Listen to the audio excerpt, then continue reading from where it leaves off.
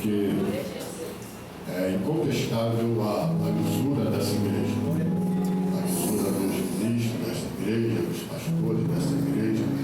A igreja tem uma história, uma raiz muito profunda diante de Deus. Então eu me sinto um privilegiado em poder estar aqui com vocês nessa noite. Eu não me sinto melhor, me sinto privilegiado. Eu quero parabenizar ao Congresso, os irmãos que se esforçaram, estão se esforçando, com certeza os irmãos passaram por algumas adversidades, lutas para poder chegar até aqui, mas conseguiram chegar. Então eu louvo a Deus pela vida do pastor presidente, os seus auxiliares, do pastor Ezequiel, que é um amigo já de uma data bem longa, e outros amigos aqui presentes. Não vou falar o nome de todos, porque eu posso esquecer de alguém, tá? Mas tem muita gente boa aqui. Enfim, pessoas que eu vi bem pequenininhos, e hoje são homens formados, mulheres, que Deus continue sempre abençoando a todos vocês, tá bom? Eu quero ler com vocês o Evangelho segundo escreveu Mateus. Quero ler alguns versículos, tá? A partir do verso de número 29. Mateus capítulo 22, a partir do versículo de número 29, tá? A versão da minha Bíblia é um pouquinho diferente da Bíblia dos irmãos, mas no final vai dar tudo certo, os irmãos vão entender, vão compreender, em nome de Jesus. E diz assim: Jesus respondeu e disse: o erro de vocês está no fato de não conhecerem as Escrituras nem o poder de Deus, porque na ressurreição não se casam, na ressurreição nem se casam, nem se dão em casamento, mas são como os anjos no céu. Quanto à ressurreição dos mortos, vocês nunca leram o que Deus disse a vocês: eu sou o Deus de Abraão, o Deus de Isaque e o Deus de Jacó. Ele não é Deus de mortos, e sim de vivos. Ouvindo isto, as multidões se maravilhavam da sua doutrina. Amém? Agora vamos falar todos juntos o tema. Vamos falar todos juntos no 3. Vamos lá? 1, 2, 3. Conheçamos e prossigamos em conhecer ao Senhor. Amém. Muito obrigado. Que Deus abençoe. Podemos assentar. Graças a Deus. Vamos, Senhor.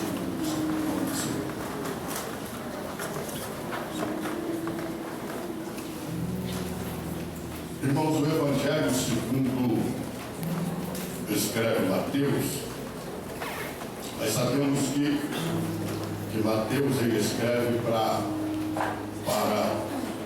os judeus, e por causa disso Mateus ele escreve para os judeus um Jesus que veio para reinar, Jesus veio. Nós sabemos que ao escrever para os judeus, Mateus está também escrevendo na realidade da tribo de Judá, tá? Porque os descendentes de Judá na Bíblia eles aparecem de uma forma muito forte, pois quando Jacó, já na sua velhice, lá em Gênesis capítulo número 49, ele começa a abençoar aos seus filhos. Quando chega na hora de abençoar Judá, a Bíblia diz que Jacó põe as mãos sobre a cabeça de Judá. Ele afirma que Judá seria como o leão e o cetro não sairia mais da casa de Judá até que viesse aquele que é desejado de todas as nações. Então, por causa disso, o grande símbolo da tribo de Judá é o leão. Nós sabemos que Jesus ele é o leão da tribo de Judá. E quando nós vamos lendo o Evangelho segundo escreveu Mateus, nós vamos aprendendo algumas coisas interessantíssimas dentro do Evangelho segundo escreveu Mateus. E o capítulo de número 22, ele é muito interessante para os dias atuais que nós estamos vivendo. Tá? Eu não vou aplicar aqui nessa igreja, nós estamos vivendo a pior geração de crentes, como a gente costuma ouvir algumas mensagens na internet, que alguns pregadores afirmam que nós estamos vivendo a pior geração de crentes. Eu não me atrevo a ir tão profundo assim, até porque eu não posso chamar a noiva do Cordeiro de pior, mas eu creio que eu posso chamar de melhor. Quem sou eu para poder bater na noiva do Cordeiro? E quando nós olhamos as coisas, os acontecimentos, as coisas que vêm acontecendo hoje, nós vemos que a vinda de Jesus está bem próxima. Não por causa de alguns fatos que vemos na internet, onde alguns pastores estão sofrendo algumas críticas e algumas perseguições, e alguns pegam aquele momento ali, que aquele pastor foi criticado, perseguido, e algumas pessoas postam na internet e afirmam que a vinda de Jesus está bem próxima. Pois a vinda de Jesus, ela sempre esteve bem próxima, pois os apóstolos, eles já falavam acerca da vinda de Jesus. Paulo falou, Pedro falou, Tiago falou. E quando nós olhamos a vida dos apóstolos naquela época, vivemos a vida de muitos personagens que aparecem na internet, nós vemos que eles estão muito longe de se parecer com Paulo, de se parecer com João, de se parecer com Tiago. É por causa disso que em uma das cartas de Paulo escreve dizendo: sejam meus imitadores, assim como eu fui de Cristo Jesus. Então, o grande sinal de que Cristo está vindo para a igreja é uma igreja que tem o padrão de Cristo, é uma igreja que se parece com Cristo, é uma igreja que tem o padrão dos apóstolos, uma igreja que se parece com os apóstolos. Os apóstolos, eles eram perseguidos na época porque eles viviam uma vida íntegra, uma vida reta, porque eles trilhavam um caminho reto diante de Deus. A Bíblia, como fala do primeiro mártir, que foi Tiago, a Bíblia diz que Tiago, ele é executado porque ele orava muito, pois o apelido de Tiago era joelho de camelo. Por quê? Porque ele tinha o joelho deformado por causa do grande período de tempo de oração que ele vivia diante do Senhor.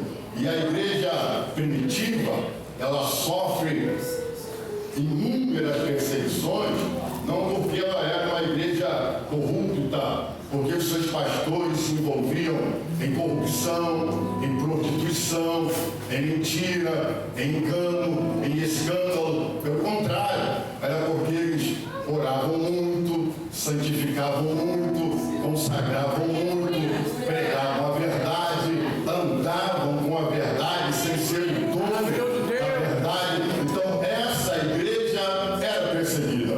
Esses apóstolos, esses pastores, eles eram perseguidos. É algo totalmente o reverso do que nós estamos vivendo hoje. Parece que nós estamos vivendo os livros históricos da Bíblia, e eu separo dois: o livro de Josué e o livro de Juízes. Pois quando você lê Josué e lê Juízes, você vê um contraste muito grande, porque em Josué o povo obedecia, o povo consagrava, santificava, lia a Bíblia, o povo conquistava as terras. E quando nós chegamos no livro de Juízes, que era para ser o livro do descanso, né, que eles deveriam descansar na terra, nós vemos que em Juízes eles abandonam a lei, abandonam a palavra, e a Bíblia diz que cada um agia e fazia como eles queriam agir, andavam como eles queriam andar. Aí eles começam a passar 30 anos de servidão, 40 anos,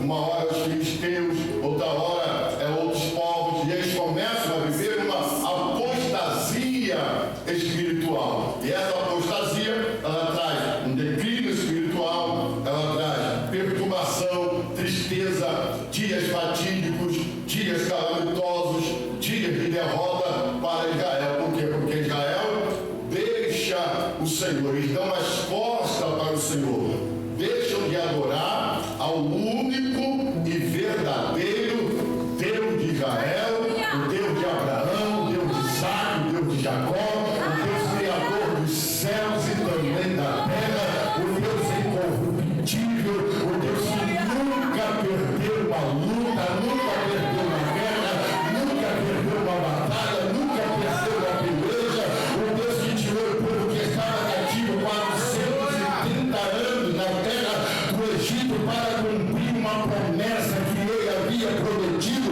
a Abraão, depois a Isaac, depois a Jacó. O Deus de promessa está aqui na noite deste dia, o Deus que nunca invalidou a tua palavra, o Deus cuja tua palavra nunca caiu por terra, nunca foi contrariada, nunca foi revogada, jamais será revogada, jamais será contrariada. E manda ele dizer na noite deste dia que é ele que te toma pela tua mão direita, é ele que te levanta, é ele que te esforça, é ele que te santifica, é ele que te põe de pé, é ele que guerreia a tua guerra, peleja a tua peleja, luta a tua luta. E manda te dizer na noite deste dia: não temas, não se assuste, não se assombre com essa multidão que se levanta contra a tua vida, porque eu serei contigo por onde tu andares, diz o Senhor dos Exércitos. Quem quer levanta a tua mão e agora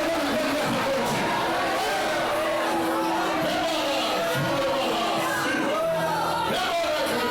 ver nessa noite. O que nós vemos hoje é o contrário do que acontecia na época da igreja primitiva.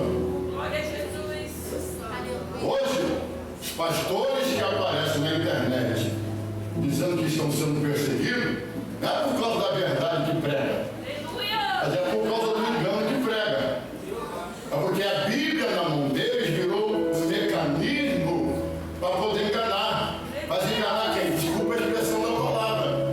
Enganar crente leigo que não lê a palavra, que Aleluia. não estuda a palavra, Verdade, Pai. que não vem para a escola bíblica dominical. Já viu aquela campanha que dizem assim: irmão, você tem que dar o teu melhor, porque Isaac deu o melhor que ele tinha, o melhor que Abraão deu o melhor que ele tinha. Abraão deu o seu Isaac. Qual Isaac que Abraão deu? Abraão não deu Isaac nenhum e voltou com Isaac para casa. Aleluia! Abraão sacrificou Isaac e voltou com ele para casa. Mas quem não lê Bíblia cai no ponto. Isso aí morre, né? Como é que dizia antigamente? É ponto ou ponto do vigário? Ponto do vigário, né? Isso aí. O engano, isso aí não é? O engano. Então muitos ainda continuam caindo nesse engano. E hoje estão usando a Bíblia como mecanismo de engano. Então, se eu não participo de escola bíblica dominical, se eu não venho a culto de doutrina, se eu não leio a Bíblia, se eu não ouço a palavra, eu caio nesses enganos, nessas artimanhas. Agora, quando eu leio a Bíblia, quando eu me inclino para poder ler a Bíblia aqui no Salmo de número 119, o verso de número 11, o salmista diz: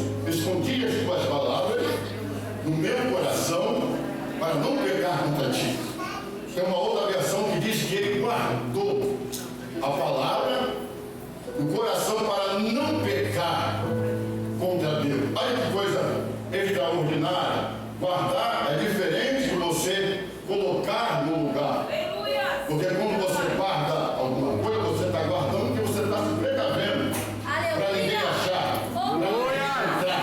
Para poder achar e encontrar, tem que te perguntar aonde você colocou. Bendito seja o nome eterno do Todo-Poderoso Deus de Israel. Então, nesta noite, ele me pergunta aonde você tem colocado a palavra. Qual é a prioridade que você tem dado para a palavra? Qual é a prioridade que você tem dado para ele? Será que você tem colocado Deus como primeiro, como prioridade na tua vida, no teu namoro, no teu casamento, na tua vida financeira, na tua vida sentimental, na tua vida conjugal, na tua vida profissional, na tua vida social? Quer dizer, Deus não aceita ser segundo plano, Deus não aceita ser terceiro plano, Deus não te colocou como segundo plano, como terceiro plano. Tu és primeiro plano para Deus, tu és a menina dos olhos do Senhor. Deus manda lhe dizer na noite desse dia qual a posição que você tem colocado o Deus na tua vida, qual a prioridade que você tem dado para Deus.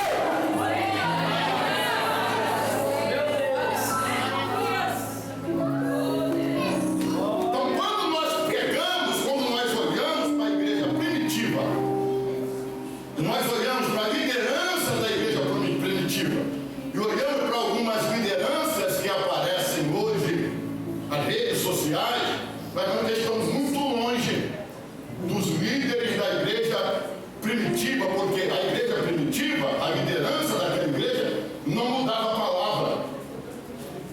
Entendeu? Você tinha ponto e vírgula, ponto e vírgula. Aleluia! Jesus, ele não mudou, ele não excluiu o Velho Testamento.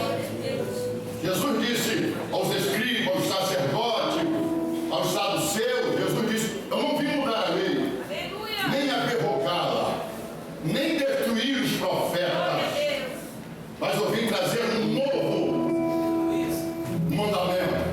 Aleluia! Então Jesus não exclui o velho do novo. Pelo contrário, em diversas vezes ele precisa ir no velho para poder explicar o novo.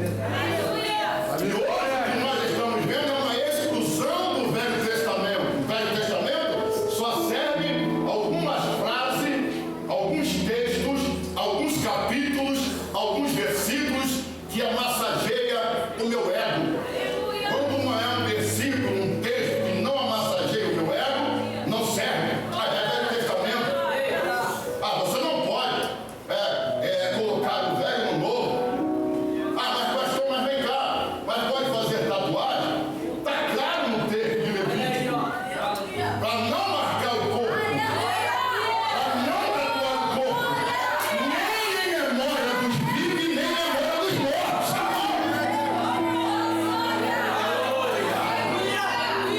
Glória a Deus! Mas como eu quero tatuar o meu corpo, o que eu falo? Não, mas o pastor, não importa o que o pastor da igreja Y falou. Você não é da igreja Y. Você não é da igreja B, nem C, nem D.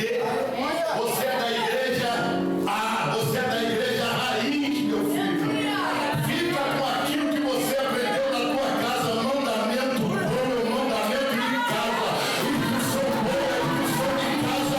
A comida boa é a comida de casa. A comida boa é da panela velha. Amassada, mas aí na panela.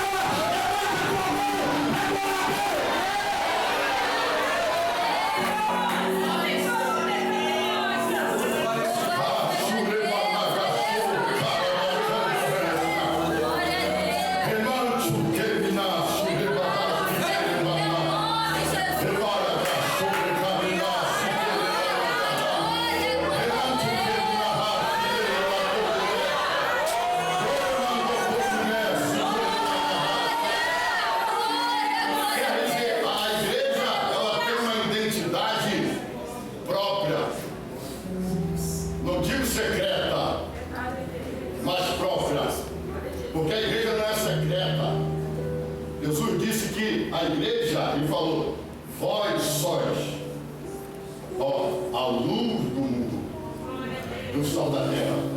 Aleluia. Então, a luz onde chega, ela se destaca. Ela brilha, não tem jeito. Pode estar uma escuridão, um breu danado. Chegou a luz.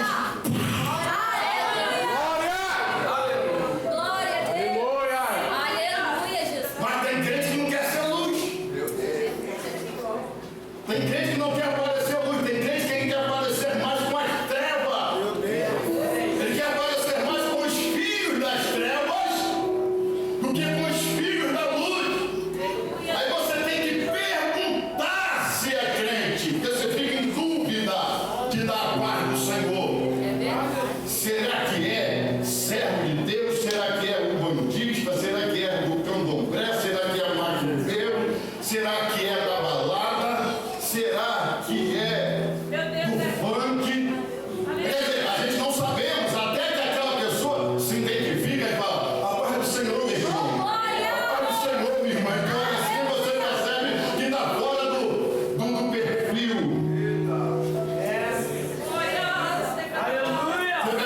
Você percebe que a coluna está abalada. Aleluia. Bendito seja o nome do Eterno. Grande é o nome do Senhor. Você pode levantar a tua mão para dar um glória a Deus, sentir a presença dele aqui no nome de Jesus. Me ajuda a pregar, porque a gente vai encerrar a mensagem. Só um minuto de glória, enquanto você agora para cima.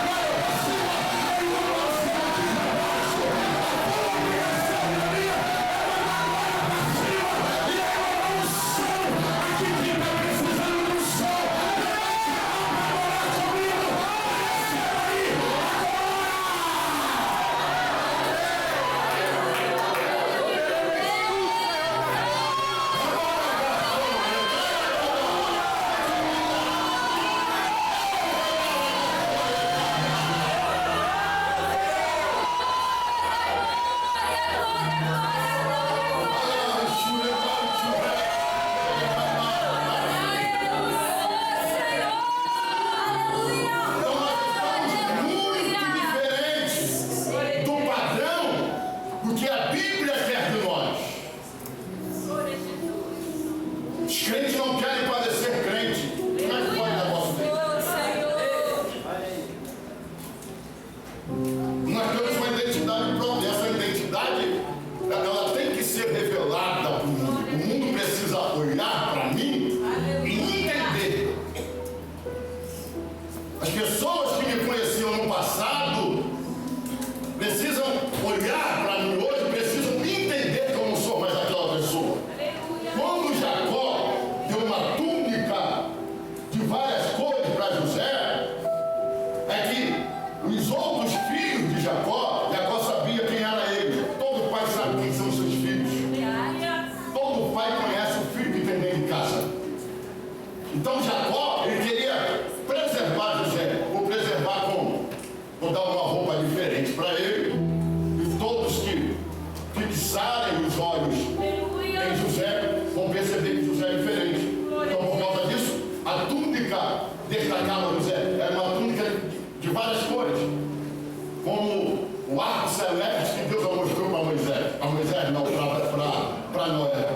Nós vemos que o inimigo, ele tenta roubar as coisas de Deus. É arco celeste, não é arco-íris. Isso é uma deusa. E agora, as cores do arco celeste foram roubadas pela classe dessas pessoas que se dizem ser homossexuais.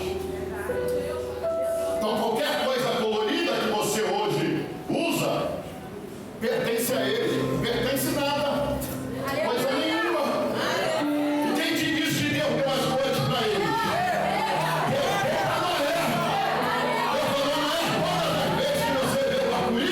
Lembra da minha aliança que eu fiz com a humanidade.